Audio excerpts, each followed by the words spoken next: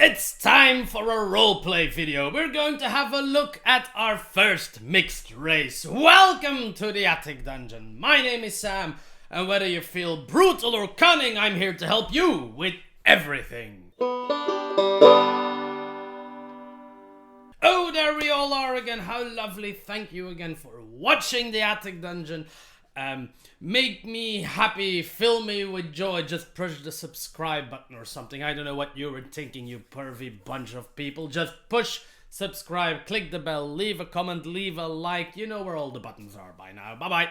So, race-based role-playing always brings a bit of a conundrum when we're talking about half races. How much do they get from each race, and can we fiddle with those amounts? I decided on starting with the Half-Orc for that because when I read through all of the half-race descriptions, there's not like a ginormous amount of stuff, but let's say half-elves, they always seem to be like this perfect blend of elvish and human features, and then they get to think, oh, they don't belong with either of them, but hey, they're cool guys. And then you have half-orcs, and the intro for half-orcs in the books clearly states that it doesn't matter how much orc or how much human they have, they will fit in with the orc tribes just fine if they're strong enough. Okay, that's a cooler concept to me. Then I obviously start asking questions. Do they fit in with the human sides as well? Can we fiddle with that? What if my half-orc doesn't want to be an angry barbarian? You know, the usual amount of stuff. So that's why we are going to have a look at what we can do to make half-orc characters a bit more diverse here and there, because they are described in a more uniform fashion than any of the other half races are. Like always, we'll start with the classic depiction of the half-orc. It's not... If I'm crude, this is an orc with a brain. Obviously, physically, they will look more human, less orky. They will be a bit smaller. Maybe their muscles aren't bulging or all over the place. But they basically look very orc-ish. They are usually depicted with fangs of some sort. And they are still quite strong. If you read the Half-Orc introduction, you just think, oh, I have to play a barbarian. That's all the options I have here, because I lean into my emotions really strongly. I have almost the strength of an orc. And then there's the thing where you kind of have the brain of a human as well. You're smart enough. You're not as strong as an orc, but you stay alive because you have a decent brain and you can perform more cunning maneuvers in combat. So basically, a traditional half-orc is a smart barbarian. Ah yes, the diversity, obviously. Now there's cool stuff to be done with that. While half-orcs, why is this so hard to pronounce? Why half... I could cut this, but I don't want to. While half-orcs, there we are, might not be as shunned in modern society as normal orcs would be. In most settings, orcs in society are looked down upon. They're too aggressive, they have short tempers, they don't fit into civilized society at all. Half-orcs will have an easier time fitting in, but I don't think they will be completely clear of the imagery that people associate with orcs. But you'll find your place in society. You will become a glorious adventurer who goes out to prove themselves. Maybe to prove to the orcs that you're a proper strong orc. Maybe to prove to the human side that you're a clever human. You know, that's a typical thing with the mixed race, so then it makes it interesting. But what kind of jobs or motivations could other half-orcs have that maybe aren't such a obvious mixture of the classic half-orc imagery? So we're trying to have a look at other ways that we can diversify our types of half-orcs other than just you fit in really well with the orcs because you're strong with a human brain. So that kind of sounds like 75% orc, 25% human. If we level that out a bit, that perfect balance, let's see a half-orc that has equal parts orc, like the deep emotions, you thrive in conflict. Perhaps you have a taste for conflict, you know how it works. And on the other side you have humans who are very smart, who are capable diplomats in almost any setting. Humans are the most capable diplomats. So what if we glue those things together and turn your half-orc into the perfect diplomat? A messenger for important messages, a diplomat who goes around solving conflicts. I think half-orcs actually have a pretty good stake at this in this job. And you might think, huh, but they're just angry. Yes, but if you've lived on both sides, you have experienced the full civilization of human culture, and you've experienced the tribal nature of an orc society, and you've managed to thrive in both, I think you're one of the few people who could bring both together. Obviously, this has already happened before you, because an orc and a human got together and did the nasty to create you. So, you know, it has happened before. But you, through all the teachings of the humans who might teach you about the arcane, about magic, about spy stuff, and the orcs who will teach you about nature, about raw power, about charging headlong into battle and facing your opponents. In fantasy, or humans and orcs are almost always on opposite sides.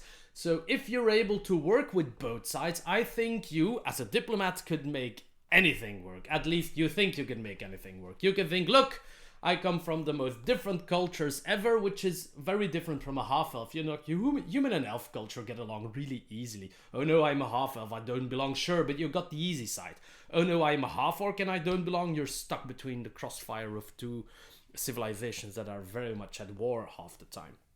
So if you have experience reconciling those types of civilizations, I think you could go out in the world and solve conflict. Now, obviously, playing a diplomat is usually not done in every campaign, because they might not be the type of people who delve into caves, though maybe to please one of both sides, they were asked, they were invited to tag along on an adventure, keeping an eye on the party members from both sides to prevent them from warring while performing this important quest, for example.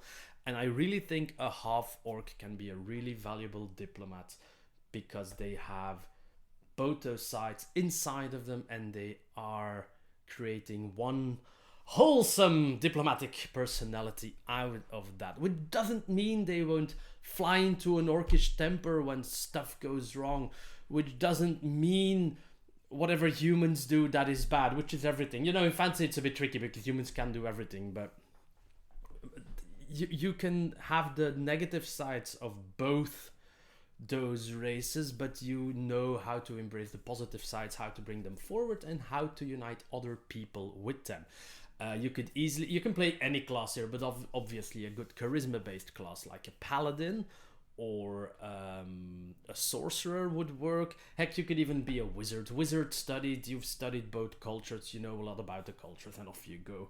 Rogue works, any class that can give you some charisma, and fighter and rogue work because they don't need a lot of ability scores, so you can focus on into charisma, or any charismatic class. Heck, you could even be some type of orc warlock rather, if you have the right patron that allows you to mooch around in diplomacy. Maybe it's for the nefarious ends of your patron that you're reconciling people. A charismatic orc works and can work. Moving away from our half-orc diplomat, which I now see skedaddling around in some set of function robes that are way too clumsy for what they like. I like the bit about orcs and half-orcs where they lean really strongly into their emotions. If they're angry, they're pissed. If they're happy, they have the most belligerent laugh around. If they're sad, it weakens them. Artist is what popped up in my head. What would be wrong with an half-orc artist? So we're talking bard here mainly, but honestly a lot of monks get proficiency with some form of artistry as well, so that would work as well. Maybe a caster whose way of casting is an art form on themselves. I think half-orcs could make some of the most soulful art in the Forgotten Realms if they applied themselves to it. And that's where the two sides come into play once again. The strong emotions come from the orc side, while an appreciation for fine arts and the knowledge about them and maybe some techniques would obviously come from the human sides and the other races they have communicated with. If you want to keep it simple, like, I don't know, a half-orc war dancer would be a perfect bard. You're mixing... war dancing is a thing orcs and half-orcs do, but you're taking it to the next level because you have a deeper appreciation for how art works, and through your studies, because bards do study, you manage to pick it up to a magical level. This could also give you some shaman-like qualities, to be honest. But even other forms of art would work. Maybe the classical bard, the very wordy bard, is less of an half-orc interpretation, though then again that would be a great diplomat, so then we just bounce back to the previous idea. But painters, sculptists, dancers, like weapon dancers, all that stuff sounds amazingly well fit for a half-orc bard who might lose themselves in their art while going for it because of those strong emotions. It could be really fun because your spellcasting can kind of reflect your emotion at that time. Your happy spells will look different from your angry or your sad spells. I think there's great potential to be had in playing a half-orc artist. I had one player in a party of mine who played a mime, which was obviously a bit more of a joke than a serious concept. It was a series of one-shot, but that was a very serious bard. Like, the concept of a half-orc bard was entertaining enough. He was actively looking for his space on stage, which might not be for all half-orc bards. It depends on how much you lean into that human side, right? If you're going like, let's say 70-30 towards the human side, your half-orc artist might be looking for some exposure and might like being on stage and gathering a different kind of attention than just, oh, you strong orc, join us. So there's that. But if you're more of the 70-30 heading into the direction of a orc kind of mix, you'll be more than happy to just create art that helps your tribe or your community thrive, that makes them feel everything even stronger, that whips them into a frenzy when they need to be, you know, that could totally be an orcish bard.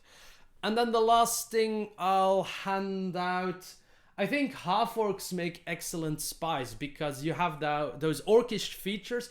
People will never think you're smart because you're a half-orc, but you do have that cunning mind, and maybe you're this rare breed where you look very orcish, but you have a very human mind, so it allows you to pretend to just be a dumb half-orc, but on the flip side, you're keeping tabs on everything. You are an excellent spy, maybe even a spy master further down the road in your storyline, and you know very well what you're doing. This obviously opens the way to half-orc rogues, rangers, bards. Once again, there's enough spies among bards. But basically any class can be a spy if you have some sense of subtlety. So most casters can be spies. Heck, even a cleric could be a spy. I think the fact that you have the cunning human mind obviously makes you an ideal candidate to become any type of spy that you want to be. And that's it, actually. A bit of a short one this week. I just wanted to highlight 3 ways of playing half-orcs that isn't just me strong with some smarts, unga bunga, let's go. Because that's really the only description they give you in the player handbook, which is a bit sad. So as always, I was here to diversify your options, which is perfect.